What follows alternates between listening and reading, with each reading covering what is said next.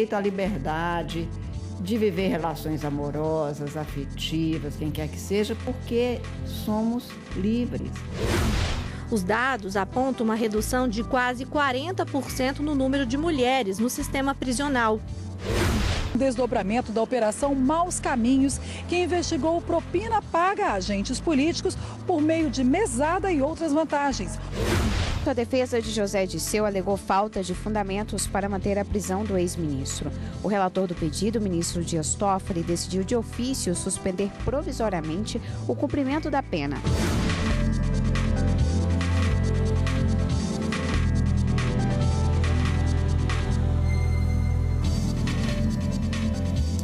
Olá, boa noite. Boa noite. A segunda turma do Supremo Tribunal Federal concedeu liberdade ao ex-ministro José Dirceu.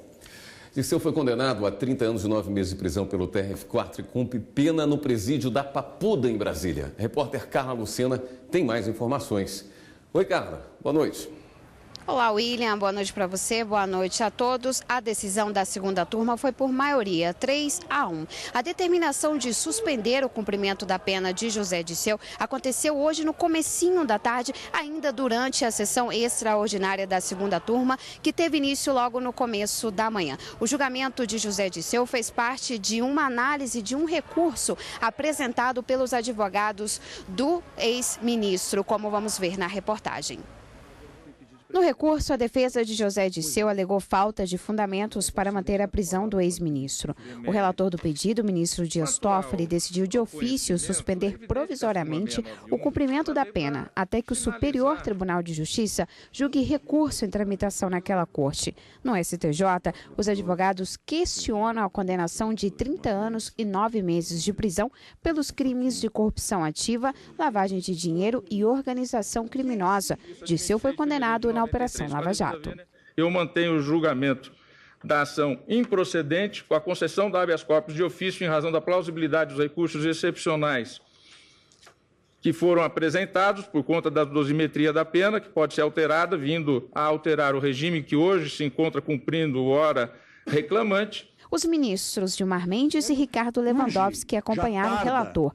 O ministro Edson Fachin foi o único a divergir. Para ele, não há ilegalidade na execução da pena de José Dirceu. Entende inexistir a alegada violação, porquanto o ato reclamado limitou-se a estabelecer, com amparo e entendimento massivo dessa Corte, a determinação de início de cumprimento provisório da pena imposta ao reclamante, quando já não mais pendiam recursos dotados de efeito suspensivo. O ex-ministro está preso desde maio no complexo penitenciário da Papuda, em Brasília.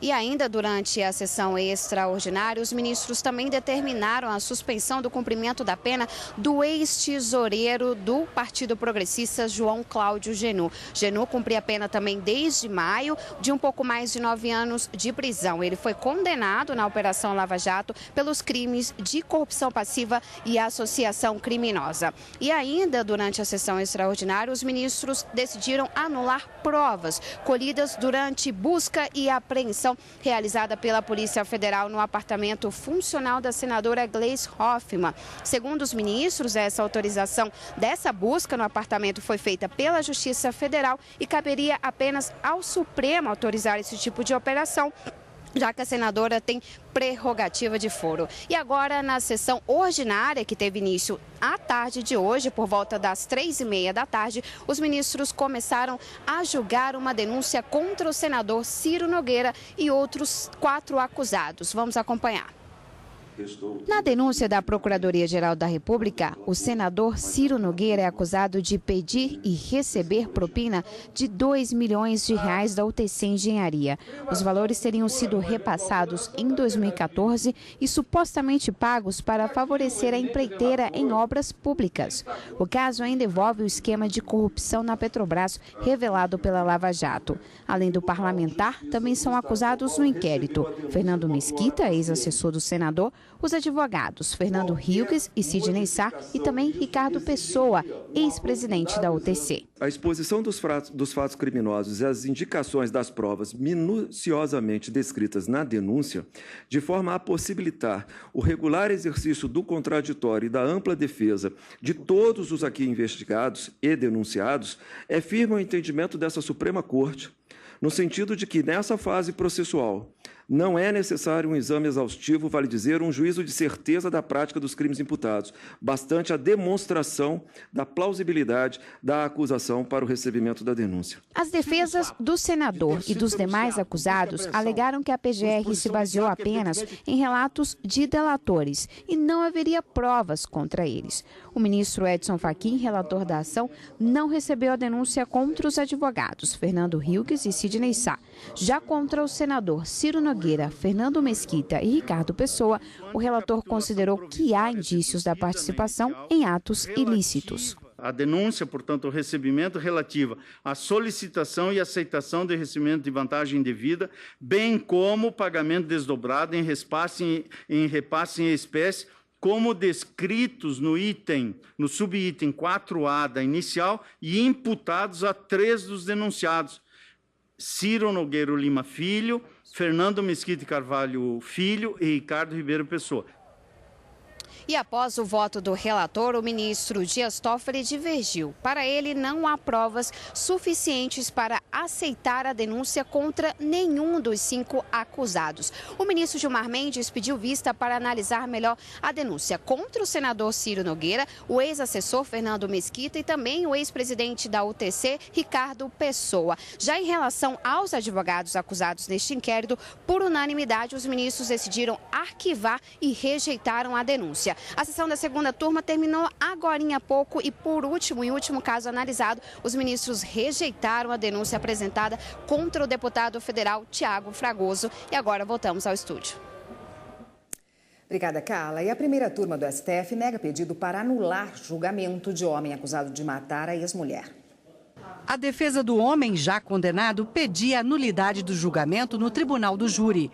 Rubens de Moraes Cabral recebeu uma pena de 14 anos de prisão por matar a ex-companheira a facadas. Segundo a denúncia, a mulher descobriu que ele cometia crimes, se separou. Rubens tentou reatar a relação, mas ela se negou e foi assassinada. O relator, ministro Marco Aurélio, votou contra o pedido de anulação do julgamento. O crime foi cometido por motivo torpe, consistente na vingança pelo fato de a vítima não ter aceito retomar a relação que mantinha com o réu, depois de descobrir que ele estava envolvido com crimes e fora preso. Os outros ministros seguiram o relator.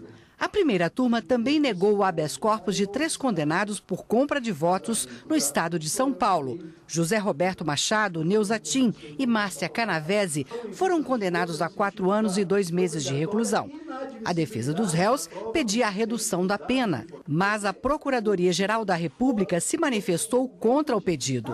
Por unanimidade, os ministros rejeitaram o pedido. Foi montado todo um esquema criminoso para obtenção de favores políticos. Obviamente, ninguém mais, pela forma como foi montado, ninguém mais conseguiria o casamento gratuito se não passasse pelos pacientes. Os ministros ainda negaram o pedido para diminuir a pena de um estrangeiro condenado a 8 anos e 2 meses por tráfico de drogas. Júlio Onieaka foi preso no aeroporto internacional de Guarulhos quando embarcava com quase 12 quilos de cocaína para a África do Sul. O ministro Marco Aurélio também foi o relator desse caso. O paciente, ele surgiu como elo relevante entre o fornecedor da droga e aquele que a receberia, o destinatário. E torno a frisar essa importância da figura do paciente, o revela como reconhecido pela Corte de Origem, o revela como integrante de um grupo de traficantes, integrante merecedor da confiança desse mesmo grupo. Amanhã tem sessão plenária no Supremo. Os trabalhos começam já pela manhã. Quem vai estar aqui vai nos contar quais são os destaques da sessão dessa quarta-feira é a consultora jurídica da TV Justiça, Karina Zucolotto. Boa noite, Karina. Boa noite, William. Como bem o William disse, né, amanhã os trabalhos começam já pela manhã, mas geralmente às quartas e quintas-feiras as sessões no Supremo, a gente sabe, são à tarde. Amanhã tem Jogo do Brasil, né, e vai ser pela manhã. Traz os destaques pra gente. A ministra Carmen Lúcia agendou essa sessão extraordinária justamente em razão do jogo, começando amanhã às 9 da manhã. 7 processos elencados na pauta, mas alguns temas coincidentes. 3 ações diretas de inconstitucionalidade da relatoria da ministra Carmen Lúcia questionam uma alteração feita no ano de 2000 na consolidação das leis do trabalho, na CLT, e que trata das comissões de conciliação e julgamento. A discussão aqui nessas 3 ações é saber se mantém a liminar que suspendeu os efeitos, que determina que antes do trabalhador ingressar com uma reclamação trabalhista, ele tem que buscar solver o conflito nessas comissões de conciliação prévia para tão somente depois ingressar em juízo. Uma das alegações aqui seria uma violação do acesso ao judiciário, já que a Constituição não condiciona um esgotamento de vias administrativas para o acesso ao Poder Judiciário. Então, para se saber se irá confirmar ou não a liminar que já foi concedida anteriormente, suspendendo essa determinação da lei, o julgamento pode ser retomado para a decisão de mérito nessas 3 ações, como eu disse, da relatoria da ministra Carmen Lúcia. Mas já desde a semana passada está prometida a retomada de um julgamento de uma ação direta de inconstitucionalidade em que se discute o FUNPREF. Na verdade, o prazo do dia 28 de julho, que já se aproxima essa semana, para que magistrados e servidores públicos civis possam optar pela migração para o chamado FUNPREV, Fundo de Previdência Complementar dos Servidores Públicos. O questionamento é um pedido de uma medida liminar para suspender esse prazo, para que os servidores tenham um prazo um pouco dilatado para decidir se há ou não essa opção. Nesse caso, o relator é o ministro Marco Aurélio, o julgamento já foi iniciado, relatório feito, sustentações orais colhidas e amanhã deve ser retomado com o voto do ministro Marco Aurélio e demais ministros. Em um outro caso, havendo também um conflito entre 2 estados, Santa Catarina e Paraná, sobre a demarcação do limite territorial do mar entre esses 2 estados e tem a ver com a distribuição de royalties pela exploração do petróleo. Todos esses julgamentos agendados para a sessão plenária de amanhã, logo pela manhã às 9 horas, você acompanha no Direto Plenário. Muito bem, obrigado pela presença aqui, Karina. Eu que agradeço. Você volta na quinta, né, Karina? Quinta-feira. Tá ótimo, obrigada. Em instantes, MPF denuncia ex-secretário da Casa Civil do Amazonas por corrupção. Desdobramento da Operação Maus Caminhos, que investigou propina paga a agentes políticos por meio de mesada e outras vantagens.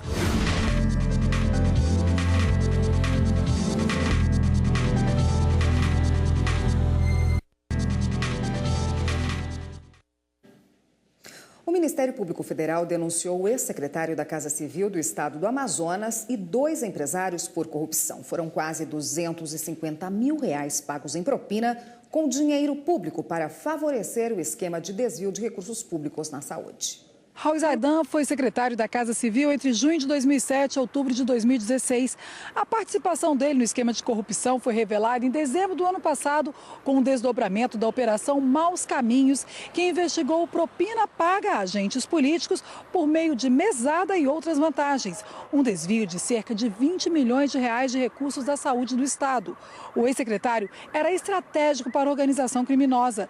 Na ação penal, o MPF pede a condenação de Zaidan por corrupção passiva e dos 2 empresários, Mohamed Mustafa e Priscila Coutinho, por corrupção ativa. As penas dos 2 crimes podem ultrapassar 20 anos de prisão. Daqui a pouco tem sessão no Tribunal Superior Eleitoral. O repórter Henrique Amaral traz as informações. O destaque da sessão de hoje é um recurso de William Cardorini, eleito em 2016, prefeito da cidade de Eloy Mendes, em Minas Gerais. Ele teve o mandato cassado pelo Tribunal Regional Eleitoral Mineiro por abuso de poder político. O TRE entendeu que William cometeu irregularidade ao promover uma exposição agropecuária na cidade de Eloy Mendes. O relator desse processo aqui no TSE é o ministro Tarcísio Vieira de Carvalho Neto. A sessão plenária do Tribunal Superior Eleitoral começa logo mais às 7 horas da noite. E o Conselho Nacional de Justiça fez hoje a última sessão do primeiro semestre. As plenárias vão ser retomadas em agosto. Na abertura da sessão, a presidente do Conselho Nacional de Justiça e do Supremo Tribunal Federal, a ministra Carmen Lúcia, fez uma análise sobre os trabalhos do CNJ. Logo no início da sessão, a ministra Carmen Lúcia, presidente do STF e do CNJ, anunciou que o Conselho não vai realizar julgamentos no plenário por 4 semanas, mas disse que o Conselho Nacional de Justiça não entra em recesso. O acúmulo de atividades, inclusive, que são realizadas pelo Conselho Nacional de Justiça com os tribunais, que também não têm recesso, faz com que a gente tenha que ter um período durante um ano em que a gente possa ter esse deslocamento para a finalização de programas e projetos que precisam realmente da presença dos senhores conselheiros, da Corregedoria Nacional, que tem feito um trabalho permanente de inspeções em todo o país e que precisa de fazer a compilação dos dados, a própria presidência com alguns programas como o do Cadastro Nacional de Presos. A ministra também fez uma análise das atividades desenvolvidas pelo CNJ. Ela destacou o julgamento de processos administrativos disciplinares, a implantação do Banco Nacional de Monitoramento de Prisões e terminou parabenizando os juízes e servidores que atuaram nos trabalhos. Eu quero agradecer aos juízes brasileiros nessa sessão, uma vez que só faltam agora a ultimação dos trabalhos em Rio Grande do Sul, Minas Gerais e os últimos dados de São Paulo, porque a dedicação dos juízes foi enorme, a dedicação dos servidores também, e o atendimento foi um atendimento voluntário, porque os tribunais têm autonomia para escolher quais são suas prioridades. Os conselheiros também retomaram o julgamento de um processo administrativo disciplinar contra um desembargador do Tribunal de Justiça de Alagoas. Contra ele, a suspeita de recebimento de vantagens indevidas para conceder liminares a uma empresa ligada ao fornecimento de merenda escolar no estado. Na sessão anterior, o relator do caso, o ministro Aloísio Corrêa da Veiga, havia votado pela improcedência do processo e foi acompanhado por outros conselheiros. Hoje o julgamento foi retomado com o voto vista do conselheiro Luciano Frota. Ao fazer a leitura, o conselheiro afirmou que foram concedidas liminares mesmo após a manifestação de vontade no município de Alagoas de suspender o contrato e acordos entre o Ministério Público e o município para suspender o repasse de verbas à empresa. Citou ainda depoimentos de testemunhas. O conselheiro afirmou ter havido falta de cautela e de imparcialidade do magistrado. Considerou graves os atos. Ele votou pela aposentadoria compulsória do desembargador com vencimentos proporcionais ao tempo de serviço. A ministra Carmen Lúcia também votou pela punição, mas por maioria de votos, o plenário decidiu pela improcedência do processo administrativo disciplinar por falta de provas. Outro julgamento importante concluído nesta terça-feira pelo Conselho Nacional de Justiça tratava da expedição de escrituras públicas pelos cartórios reconhecendo uniões poliafetivas. O julgamento foi retomado com o voto vista do conselheiro Valdetário de Andrade. Ele seguiu o entendimento do relator, o ministro João Otávio de Noronha, que havia decidido pela proibição da expedição. O mesmo voto do relator foi acompanhado pela maioria dos conselheiros. E sobre a decisão do CNJ que proibiu os cartórios de fazer escrituras públicas de relações poliafetivas, a presidente do Supremo e do CNJ, a ministra Carmen Lúcia, afirmou que não diz respeito às relações amorosas. Nós estamos negando isso, mas garantindo o direito à liberdade de viver relações amorosas, afetivas, quem quer que seja, porque isto não está sujeito ao cuidado administrativo deste Conselho e porque somos livres. Há outros meios de você atestar isto sem ser a escritura. E a diferença de Vossa Excelência que diz, pode até ter escritura, não pode falar de direito, porque direito não é. É só essa a divergência. Ressalvo, portanto. E eu gostaria de, neste caso, dizer, para reforçar qual é o objeto, e eu acho que quanto mais um órgão, mais ainda um órgão colegiado, se atém ao objeto, melhor é a decisão. O Superior Tribunal de Justiça nega direito à mulher de participar de leilão de obras de arte do marido que vão ser vendidas em ação de penhora. Em uma ação de execução de bens, o Tribunal de Justiça do Rio de Janeiro considerou que obras de arte são bens móveis indivisíveis e que não podem ser adquiridos pelo cônjuge de executado em ação de penhora. O crédito em cobrança foi reconhecido em sentença proclamada há mais de 14 anos, mas a quantia ainda não foi quitada. A mulher do devedor buscava o direito à aquisição de obras de arte avaliadas em 6 milhões de reais, penhoradas em ação de execução contra o marido no valor de 150 milhões. O Tribunal de Justiça do Rio de Janeiro negou o pedido e determinou a penhora e o leilão dos bens. As obras de alto valor devem ir a leilão individualmente para se obter o maior valor possível por elas. A relatora do caso na terceira turma, a ministra Nancy Andrighi, afirmou que a demora no pagamento justifica a necessidade de se privilegiar a adoção de medidas executivas que assegurem o pagamento ao credor. A ministra destacou que o ponto central da discussão está no fato de o tribunal de origem considerar os bens indivisíveis. Nesses casos, o cônjuge teria direito à metade do valor adquirido sobre o produto da venda. Para a alteração do entendimento, seria necessária a revisão de provas, o que é vedado pela súmula 7 do STJ. Com isso, a mulher teve o recurso negado e não terá direito à aquisição das obras de arte. E no próximo bloco, o número de presas grávidas ou lactantes diminui nos últimos 5 meses. Os dados apontam uma redução de quase 40% no número de mulheres no sistema prisional.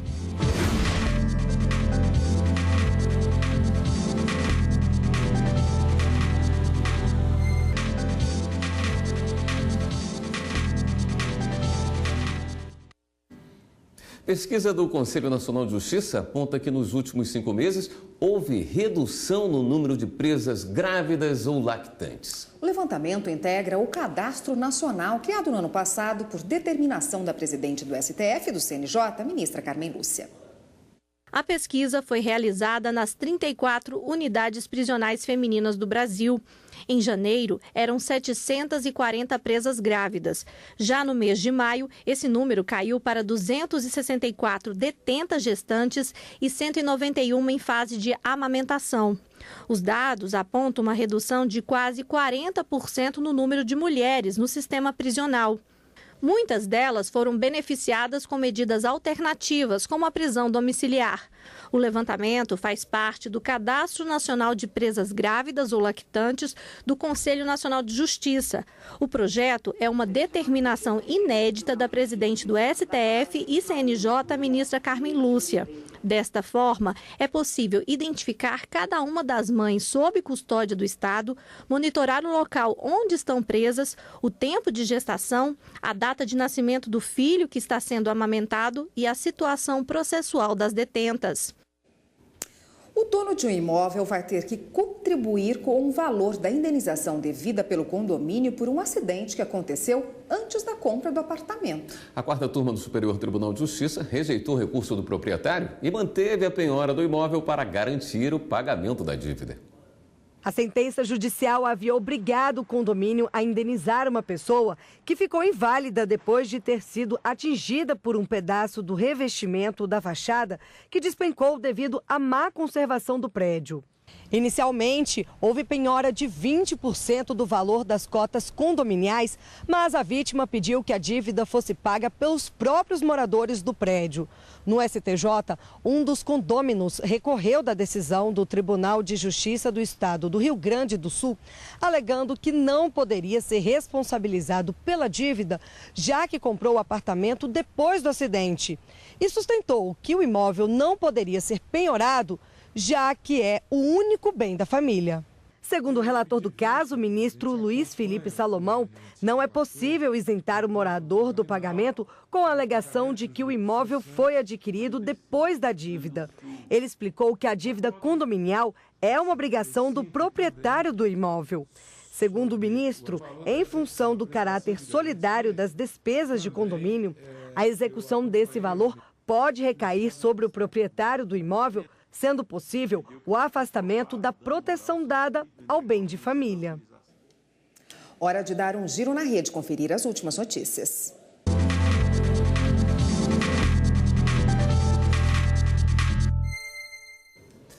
Vamos então à redação do Jornal da Justiça falar com a repórter Fernanda Porto, que tem as novidades para a gente. Boa noite, Fernanda. Quais são as últimas? Boa noite, William. Boa noite, Érica. Boa noite para você que nos acompanha. A gente começa o giro de hoje com uma boa notícia. A Justiça Federal destinou mais de R$1 bilhão que foram recuperados na Operação Lava Jato para serem usados na segurança pública do Rio de Janeiro. O dinheiro que foi obtido pela Justiça por meio de colaboração premiada agora será usado para a compra de itens da perícia da Polícia Civil que estão em falta. E no Tocantins, a Justiça aceitou denúncia contra o ex-prefeito de Goiatins, Vinícius Donover, e da oficial de justiça Diana da Cruz Campos. Os dois são suspeitos de participarem de um esquema que desviou cerca de 10 milhões de reais dos cofres públicos da cidade. Eu fico por aqui, você em casa já sabe, mas a gente lembra sempre. Para acessar nossas reportagens, é só acessar nosso canal no YouTube, TV Justiça Oficial. Eu volto ao estúdio. Obrigada, Fernanda. E o Jornal da Justiça, segunda edição, fica por aqui. Boa noite. Boa noite para você. Continue com a programação da TV Justiça e até amanhã.